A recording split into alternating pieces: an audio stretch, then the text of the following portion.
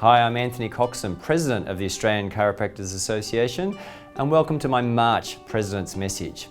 Well, I'm currently here in Sydney at the Qantas meeting rooms for a board meeting, and I'd like to introduce you to the members of the board, starting with Dr. Andrew Lawrence, Nicole Quinn, David Cahill, Damien Christoph, Martin Baird, our Company Secretary Kim Tonkin, Julia Savasilis, brand new to the board like Nicole, our CEO Matthew Fisher, Vice President and Chairman of the board John Devoy, and Warren Genders.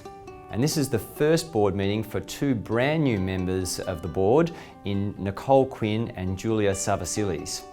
Nicole has a great deal of experience in stakeholder engagement, in public policy and in political lobbying. In fact, we first became aware of Nicole when the previous CAA engaged with Parker and Partners for these very reasons.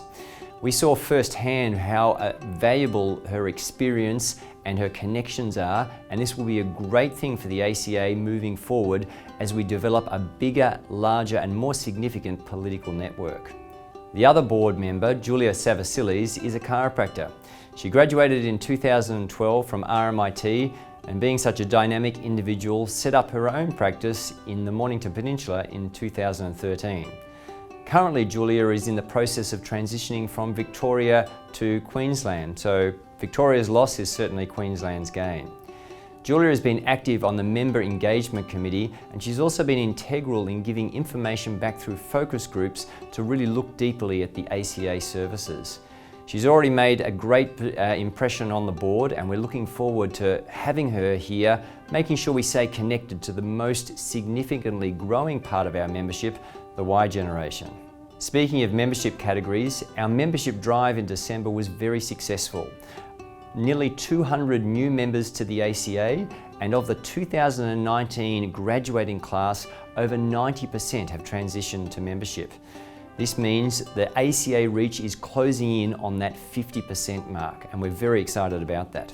Interestingly, in the under 40-year-old age group, over 50% are now female. Ultimately, the ACA want to provide an inclusive organisation that has high levels of service and effective advocacy, and this is what we're wanting to do for the profession. An integral pillar of the ACA is public engagement, and Consider a Chiro starts in March. We're very excited about this program because it's not just a one-off event, it's something that will dovetail all our marketing for the next 3 to 5 years.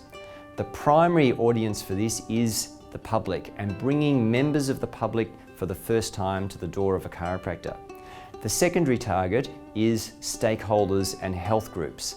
And of course, this is where we're going to marry the message in of our public marketing with our advocacy.